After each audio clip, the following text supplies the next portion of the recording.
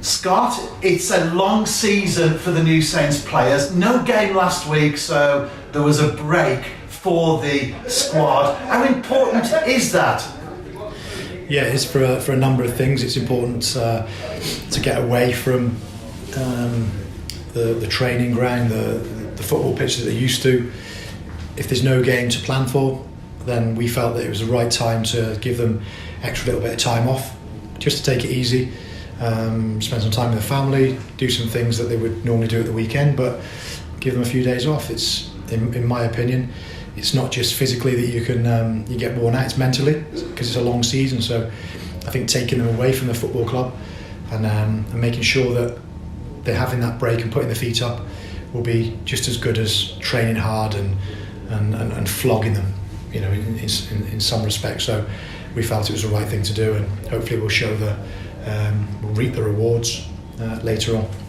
A nice break for the players, but what about Scott Ruscoe? It is a transfer window after all, so business as usual for you. Yeah, we've been talking to a number of players and agents, not just in January, but sort of November, December wise. We've made certain offers to teams, to players. We've got one in. We hopefully will get another one in before the end of the window. Trying to finalise that next week. It's always nice to freshen things up, but we're also aware that we've got an excellent squad here, and we don't want to tinker too much, because when we are on a good run, we don't want to disrupt things, but we also realise that a club of our size and our ambition, we need to freshen things up and push the other players to perform at the highest level. So yes, we've been doing that, and we've been quite busy on that front. Also been away for the last few days on a course, so I haven't really had much time off, but I don't mind that. I'd rather surround myself with football than a lot else, I've got to be honest.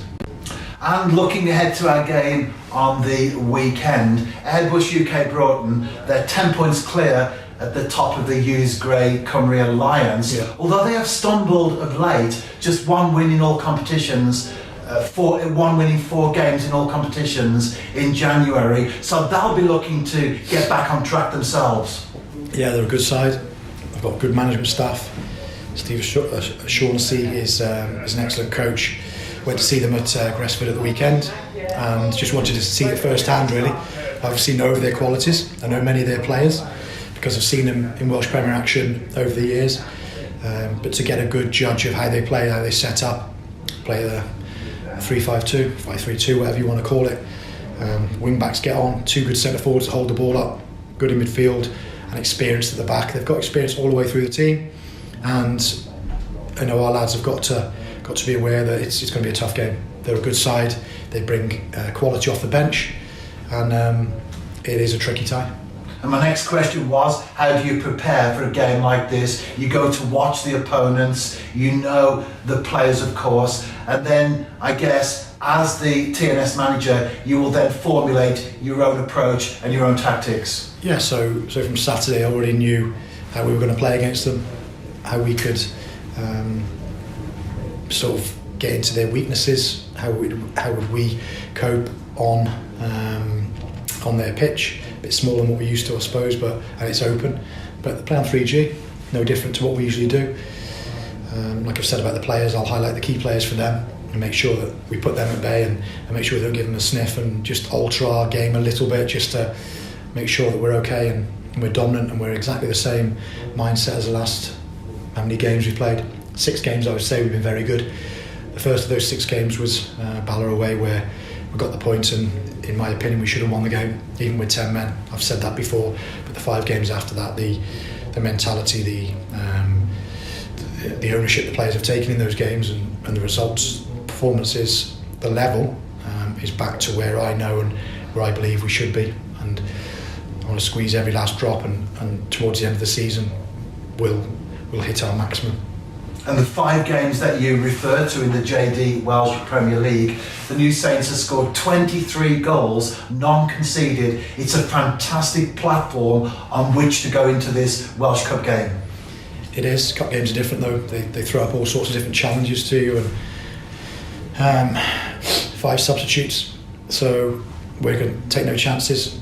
We'll obviously have an experienced goalkeeper on the bench, on Saturday. We're taking nothing to light. We'll play a strong team. We'll play our strongest team, and we'll go from there. And hopefully get a good win, positive performance, and put us in the hat for the next round. And those comments you just made reflect your thoughts that you have shared publicly before, that the Welsh Cup, behind the JD Welsh Premier League, is your priority. Number 2 in order of priority. We have like I said before, a meeting, objectives set at the start of the season. The players know exactly where we need to be, and the Welsh Cup is one where I want to win. I haven't won it as a manager. I won it as a player, as a coach, assistant manager, whatever. But as a manager, it'd be a great feeling to get to these later rounds of the Welsh Cup. And finally, Scott, as always, the availability of the players. Yeah, we will be without Christian Sargent, and that's at the top. Off the top of my head, that's all at this moment. And we will look at it and make sure that we're picking the right side, the right squad to win this game on Saturday.